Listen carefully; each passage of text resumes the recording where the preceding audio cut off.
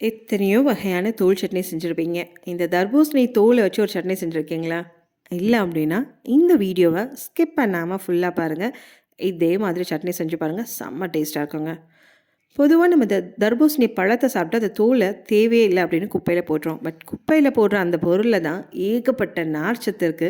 அதிக அளவு நார்ச்சத்து இருக்கனால நம்ம கான்ஸ்டிபேஷன், டைஜஷனுக்கு, ஆக்னே ப்ராப்ளம், இந்த பிபி ப்ராப்ளம் இதுக்கு எல்லாமே ரொம்பவே கண்ட்ரோலா வச்சுக்கிறதுக்கு இந்த தர்பூசணி தோல் ரொம்பவே ஹெல்ப் பண்ணுதுங்க. ஸோ இந்த தோலை நீங்கள் கூட்டு, பொரியலாவும் செஞ்சு சாப்பிடலாம். ஆனால் இன்றைக்கி நம்ம பார்க்கக்கூடியது தர்பூசணி தோலை வச்சு சட்னி தான் பார்க்க போகிறோம்.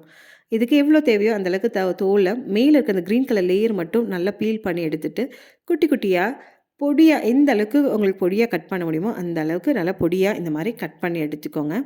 அதுக்கப்புறம் ஒரு கடாய் நல்லா காஞ்சதுக்கப்புறம் ஒரு டேபிள் ஸ்பூன் எண்ணெய் ஊற்றி, எண்ணெய் காஞ்சதும் நம்ம நறுக்கி வச்சுருந்த தர்பூசணி அந்த தோலை போட்டு இதிலேயே உப்பையும் ஆட் பண்ணிவிடுங்க.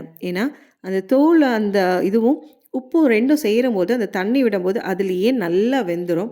அதனால் இந்த உப்பு போட்டு ஒரு 2 நிமிஷம் நல்லா வதக்கி விட்டுருங்க. இப்போ ஓரளவுக்கு நல்லா வதங்கினதுக்கப்புறம் ஒரு 1/4 மூடி இல்லைன்னா ஒரு கைப்பிடி அளவுக்கு தேங்காய் துருவலாக போடுங்க. போட்டு அதையும் ஒரு நிமிஷம் வதக்கி விட்டுட்டு, நல்லா தண்டோட கொத்தமல்லி இலை மட்டும் போடாமல் தண்டோட போட்டுட்டு, காரத்துக்கு ஏற்ப 2 அல்லது 3 பச்சை மிளகாய். நான் இங்கே புளி ஆட் பண்ணல. ஏன்னா அந்த சட்னியோட அந்த தர்பூசணி தோலோட ஸ்வீட்னஸ் இருக்கணுன்றக்காக புளி ஆட் பண்ணல. நீங்கள் தேவைப்பட்டதுன்னா கொஞ்சமாக கொட்டைப்பாக்கு சைஸ் அளவுக்கு புளி ஆட் பண்ணிக்கோங்க. இப்போ நல்லா வதக்கியாச்சு. இதை கேஸ் ஆஃப் பண்ணி ஆறுனதுக்கப்புறம் மிக்சியில் ட்ரான்ஸ்ஃபர் பண்ணிவிட்டு ஃபஸ்ட்டு ட்ரையாக அரைச்சிட்டு அப்புறம் கொஞ்சமாக தண்ணி உங்களுக்கு எந்த அளவுக்கு தண்ணி வேணுமோ அந்தளவுக்கு தண்ணி ஊற்றி கெட்டியாக கொரப்பாக அரைச்சி எடுத்துட்டிங்க அப்படின்னா இந்த சட்னி ரெடி ஆகிடும். எப்பவும் போல தான் சட்னிக்கு தாளிப்பு கண்டிப்பாக முக்கியம்.